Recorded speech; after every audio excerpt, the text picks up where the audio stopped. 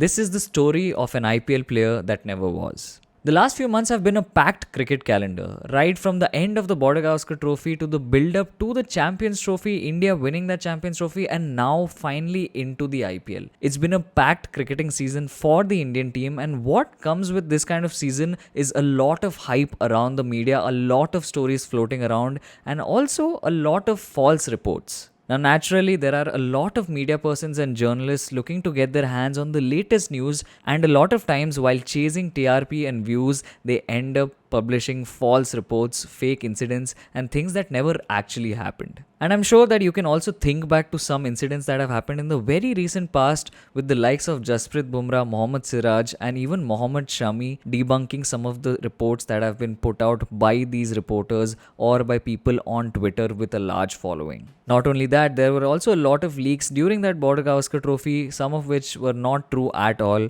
And this goes to show that a lot of times people are not really sure of what they're doing, but if they think that there is a story with a rumor that has a lot of potential to get views, they just go ahead and print it out without really verifying it. And while there's nothing that's really new to this kind of thing, it's been happening in cricket and all over the world in various sports, politics, and whatever for the longest time. You might not know this scam that happened in the IPL of 2009, possibly one of the biggest scams to date in the history of the IPL. Before we get into that, of course, I need you to hit that subscribe button, like this video, and share it with your friends. Let them know that you're enjoying the content that you get to watch. Now, to set the stage, I obviously have to talk about the Indian Premier League, more fondly known as the IPL. It's also on right now, and it started in 2008. It was the perfect amalgamation of a lot of cricketing cultures, the Indian cricket culture obviously dominating it, India stepping into the world of T20 franchise leagues, calling the overseas players, and also a mix of cricket and Bollywood, the two largest things in the Indian subcontinent. And the 2008 IPL was also a success. Now, a lot of people might not have assumed that this would be the case, especially after how the ICL in 2007 was banned by the BCCI, but all was good and the IPL did do well, and there were a lot of rumors that had already floated out of that first season of the IPL. Of course, because of the fact that there were a lot of overseas players, a lot of Bollywood stars, and just so much money being poured into that tournament, it did mean that you would have some ugly incidents to come out of that. You had a lot of reputations for certain kinds of players and certain kinds of franchisees. I'm not going to delve much into this, and while a large amount of money is often associated with evils, especially in sport, this has not necessarily been the case with the IPL. We've seen it have 18 seasons now, and it's been doing fairly well. It's got a lot of talent for Indian cricket. It has discovered a lot of young players, and above all, it's taken Indian cricket from just being a power in the world stage to being an absolute superpower in world cricket. But of course, not everything can be good, and we do know that the IPL has had its fair share of lows as well, with the cheerleading scams, with the IPL match fixing scandals, Srishant getting slapped by Bhaji, and just so many such things that have plagued the league over the last few years. However, this scandal that I'm talking about was one of the first scandals to take place in the IPL and a lesser known story. This is the story of an IPL player that never was. For this, we go back to the IPL of 2009. Now, all of us remember that season for the famous victory of the Deccan Chargers in that year, Adam Gilchrist lifting the trophy with his boys, a young Rohit Sharma, and just so many fond memories from that tournament and a very beloved franchise, Deccan Chargers. But if you are a KKR fan, you will remember the dismal season that KKR had. Out of 14 matches that they played, they just won 3 games, and this was plagued by a lot of reasons. This, of course, was the season that happened in South Africa, and KKR had then got a new coach in the likes of John Buchanan. And this is a man who had done extremely well as the coach of the Australian team, helping them win so many tournaments through those early 2000s and also into the late 2000s itself. However, John was a radical man. Sourav Ganguly was then the captain of the KKR, and John seemed to have his fair share of issues with this. In fact, he even went on to publicly talk about how he wanted split captaincy across KKR, and not just split between 2 captains, but he in mind had 3 to 4 captains in the likes of Chris Gayle, Brad Hodge, and even Brendan McCullum along with Sourav Ganguly. Now, eventually, of course, it was only Brendan McCullum that led the Kolkata Knight Riders in that season, but just a lot of events surrounding the season is what we really need to get into and what the scandal actually was. The first appearance of this fake IPL player, 18th April 2009, coinciding with the start of the IPL season and also after all of the reports around the KKR team and the uneasiness that was there in that camp had started. This is when the first blog came out. And this article posed to be from someone who's a part of that KKR franchise. It was uploaded on a website and it basically showed KKR in a very negative light. Not only that, it also gave very unflattering and not nice nicknames to a lot of the players, but the names were simple enough for even the layman to figure out which cricketer was being talked about. Now, just the way the blog started off was enough at that point to let people think that maybe this was an author who was actually a part of that KKR setup. The first line read, "Lord Almighty, Saurav Ganguly just walked past me." And from there, it went on to describe the tension in the KKR lineup, in the KKR dressing rooms, with Saurav Ganguly as well as the coach John Buchanan. How there was a side that was backing the likes of Brendan McCullum, whereas there was another side, a side of fringe players who were backing Saurav Ganguly. And of course, this person also goes on to describe how he was very respectful and was not trying to take either side. From here on, each progressing article of the blog would talk about some potential scenarios that were taking place in that KKR dressing room, commenting on the predictions around the playing 11s, talking about the kind of rift between players, talking about how they were losing matches and all of that happened in that season. Now, what these articles were also doing was able to get some of these predictions correct. Now, obviously, if we look back at it, it was something that even someone with half-baked cricket knowledge could eventually figure out.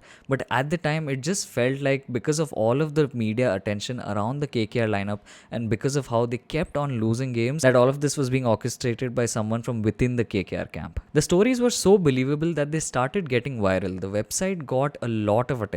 Keep in mind that this was the year 2009, the time when social media was still relatively new to most of the world, more so in India. And by 26th April, within a week of this website getting live, it had hit a peak of 150,000 visitors on a single day. At the time, this was a huge number, and to put it in perspective, some Bollywood celebrities like Amir Khan on his personal website at that time was getting 170,000 visitors at his peak. Because of all of this, the blog was also picked up by a lot of mainstream media, which further added fuel to the stories. Not only that, even each story that was put out talked about Saurav Ganguly, talked about other franchises as well, and it was authoritative enough for people to believe that this was someone from the dressing room. In fact, here's an excerpt from one of these articles. "We returned from our practice session today just in time to see the first toss of the IPL. Lord Almighty," referring to Saurav Ganguly, who till the other day was our skipper, paid a visit for training. "He came, he saw, he jogged and returned. The coach and new skipper have hit it off well. Lord Almighty mostly ignored them and the emotion was reciprocated. Most of us fringe guys don't know what to do about the new power situation."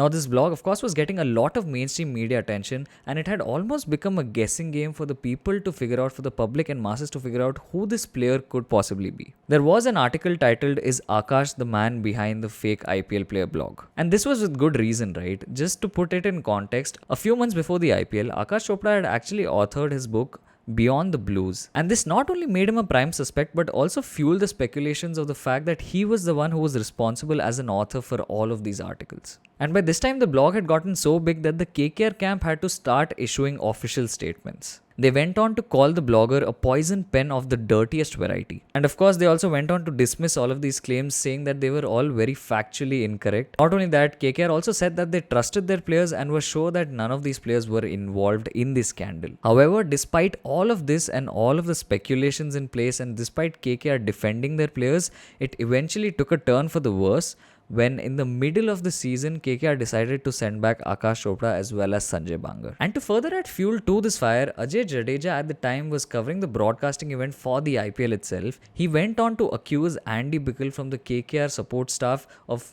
abusing Ajit Agarkar. Ultimately, however, 4 weeks down the line, after 43 posts and 17,000 comments, this blogger finally released a 4-minute long silhouette video of himself. He admitted to being a long-standing fan of the KKR franchise and also somewhat of a fly on the wall. He even went on to mention that he would be writing a book on all of these events that occurred, and that irrespective of how the book is received, he will probably go down in history. And that's exactly what happened. In the IPL of 2010, this book eventually came out. It was called The Game Changers, and it spoke about a fictitious league, the Indian Bollywood League, and revolved around a lot of made-up controversies. Of course, the book was received well. Now, at the end of this entire fiasco that had gone on for over a year, in the August of 2010, a certain Anupam Mukherjee from Bangalore, a marketing expert, came out into the limelight and claimed to be the fake IPL player. He went on to admit that he only pulled off this hoax because it aligned very well with certain stereotypes. From there, he also went on to assure that he'd never actually met any cricketer and all of these stories were made up in fact. After all of the hype and all of the media attention that had been received by this blog, for this man to come out and claim that he was the author of this website was almost an anticlimax. It, however, is a stark reminder of how easy it is to influence people in the world of media, especially today where media and false reports float around so easily in the world of cricket and also in the world in general. This, of course, was the first big scam of many scams that were to come in the IPL over the coming few years. And if you want us to deep dive into more case studies like that to get into the match fixing scandals and how all of those events panned out, let us know in the comments down below. If you've made it this far, definitely like our videos, subscribe to our channel, share this video with your friends.